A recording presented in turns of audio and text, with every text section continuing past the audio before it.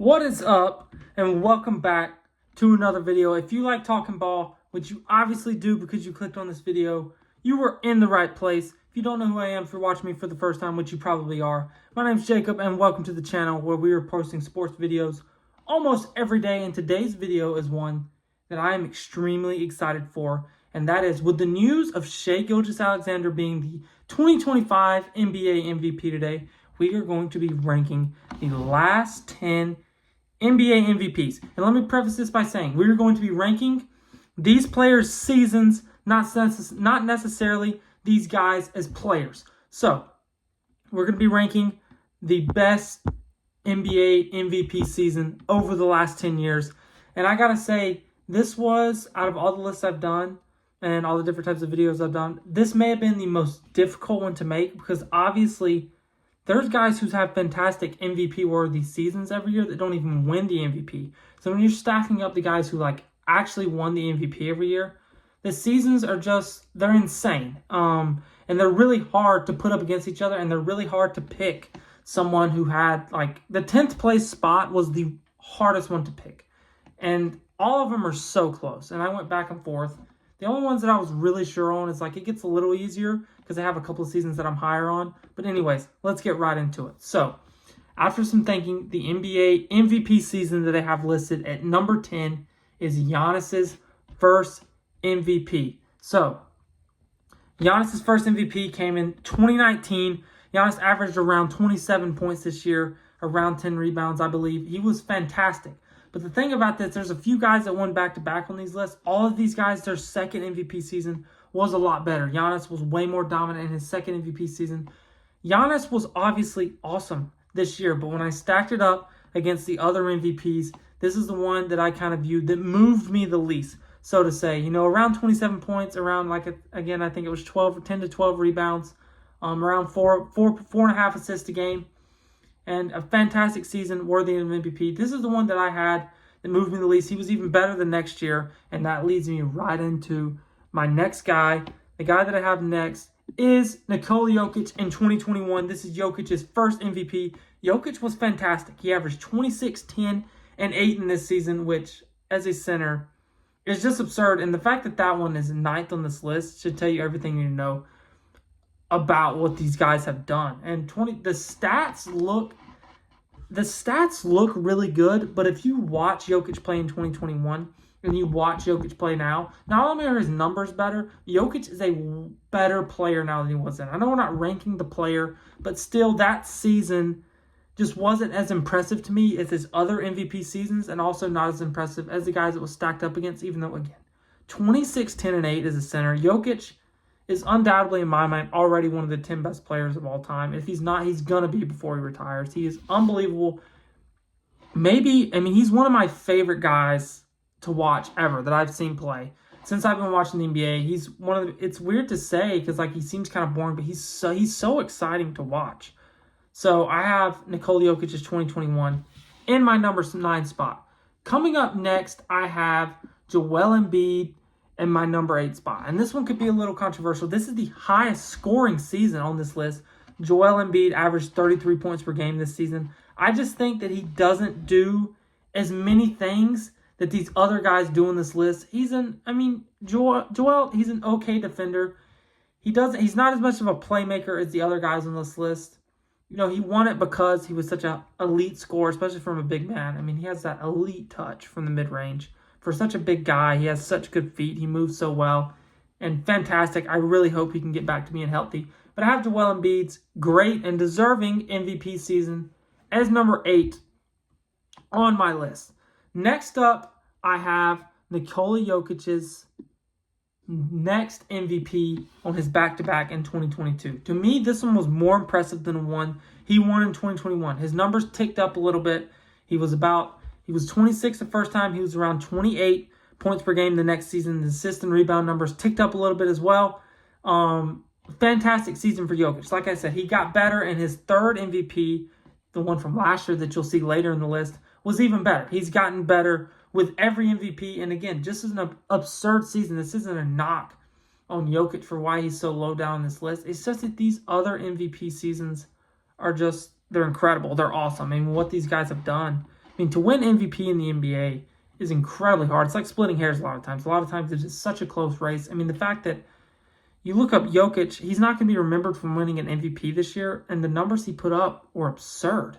So it's just incredible, just how talented these guys are. The next one is Shai Gilgeous-Alexander, who just won today. I have him in the 6th spot. This again could be a little controversial because Shai might not be the most loved player in the NBA. I think a lot of people thought Jokic should win the MVP, maybe including me. I personally think Jokic is a better player. I think he had a more impressive season.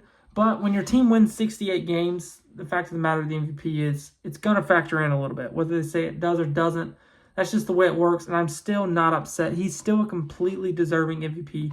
32 points per game.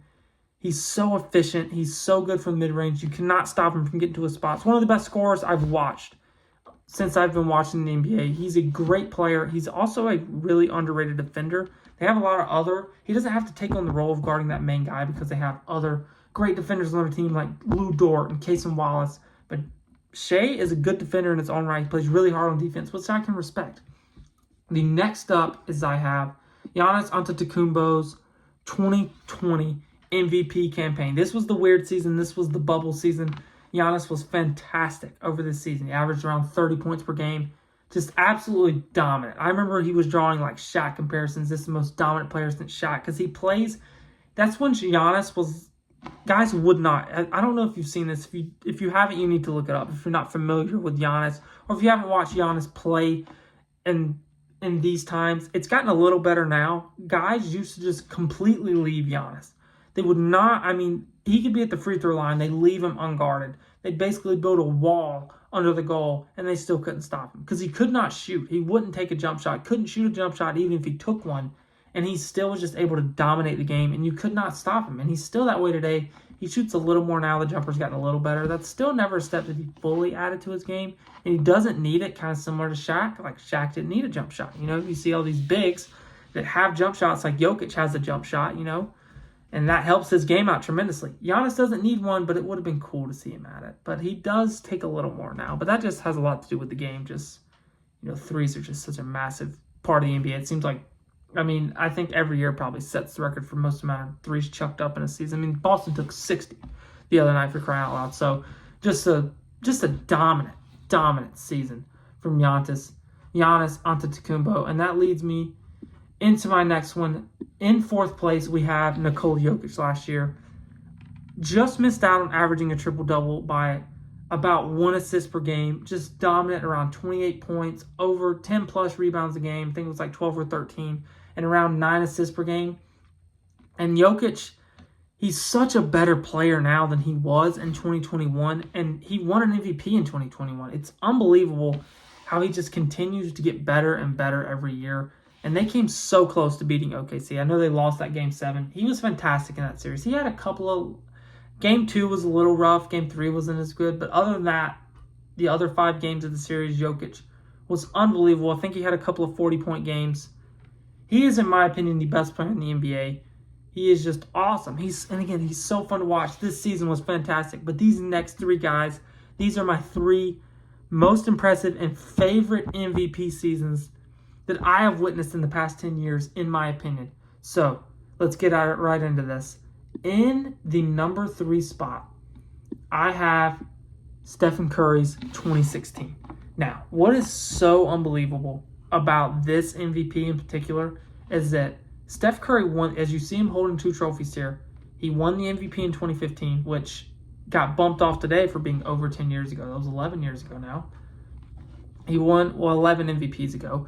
He won the MVP in 2015, and then he averaged 23 points per game that season, won the NBA championship, was the best player on the best team, was a great player, upped his points per game by 7. I vividly remember this was a conversation during this season. This is a guy who just won MVP, and there were conversations of does he win most improved player. I remember like watching a game of the Golden State Warriors, and this was never like an actual like is this going to happen, but like it was a slight conversation.